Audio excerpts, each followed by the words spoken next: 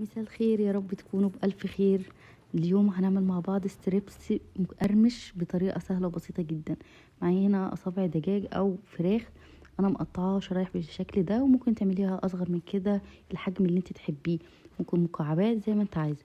التتبيلة بتاعتي كوباية من اللبن رايب، معلقة صغيرة من الثوم البودر والبصل البودر والبابريكا والفلفل الأسود والسبع بهارات ومعلقه كبيره من الملح او على حسب الكميه الفراخ اللي انت مستخدماها او الصدور، معلقه كبيره من النشا، معلقتين كبار من الدقيق، احنا مش عايزين دقيق كتير.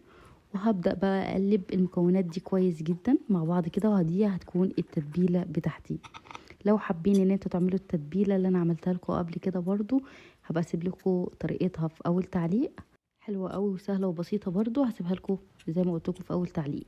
حطيت هنا الشرايح او القطع اللي هي الفراخ، وهبدا اتبلها كويس جدا. ممكن تسيبيها ساعه ساعتين، يفضل ان انت تسيبيها اكتر.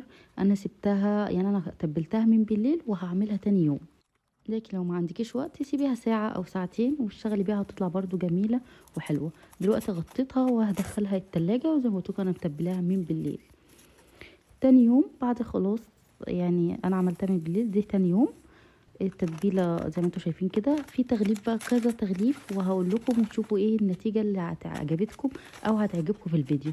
معايا هنا البقسماط او الخبز المطحون، طبعا في منه خشن وفي منه ناعم، ده الناعم وده اللي هو الابيض دوت اللي هو الخشن شويه، وفي الفيجيتار، وفي اللي هو الكورن فليكس اللي هو العادي واحنا بناخده بنطحنه.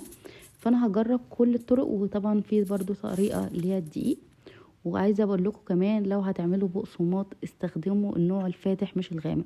اول حاجه جبت شويه دقيق وحطيت قطعه من اللي انا متبلاها ورجيتها بالشكل ده، او ممكن في كيس عادي، او ممكن تعمليها بايدك، بس انا بفضل طبعا العلبه دي مخصصاها كده، بحط فيها شويه دقيق وبعمل فيها اي حاجه هتتقلي، او بغلفها بالدقيق بالشكل ده. دي اول واحده، وركزوا وشوفوا كل واحده النتيجه بتاعتها عامله ازاي.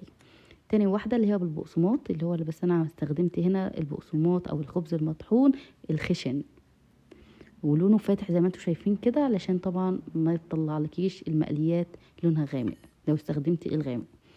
وتاني واحدة خلاص عملناها، دي تالت واحدة اللي هي بالفيجيتار. الفيجيتار طبعا بيجي حبايته كبيرة، انا بحطها في المطحنة بطحنها شوية علشان ما تبقاش خشنة قوي كده. ودي بقت تالت واحدة. رابع واحدة معانا اللي هو الكورن فليكس، طحنته برضو شوية وغلفتها كده. وخلي بالكم الكورن فليكس فيه منه فاتح برضو وفيه منه غامق، لان يعني ساعات بجيبه فاتح كده وساعات اجيبه غامق. ادي كده 4 زي ما انتم شايفين كده. هنبدأ بقى نحمرهم ونشوف النتيجة بتاعت كل واحد وانه النتيجة، واقول لكم انا بالنسبة لي افضل ايه. بعد ما حمرتهم، دي اللي هي بالدقيق برضو كريسبي وحلوة، ودي اللي هي بالبقسماط، ودي اللي هي بالفيجيتار، ودي اللي هي بالكورن فليكس. انتوا شايفين؟ قولوا لي في الكومنتات انهي واحده عجبتكم اكتر. طبعا انا كملت الكميه كلها، نص بالكورن فليكس اللي هو محمر شويه ده، والجزء التاني عملته اللي هو بالفيجيتار. صراحه الاتنين حلوين جدا جدا، وبصراحة كلهم حلوين لان كلهم بعملهم ونتيجتهم حلوة جدا. اتمنى ما اكونش طولت عليكم الفيديو واستفدتوا منه، واشوفكم في فيديو جديد. باي باي.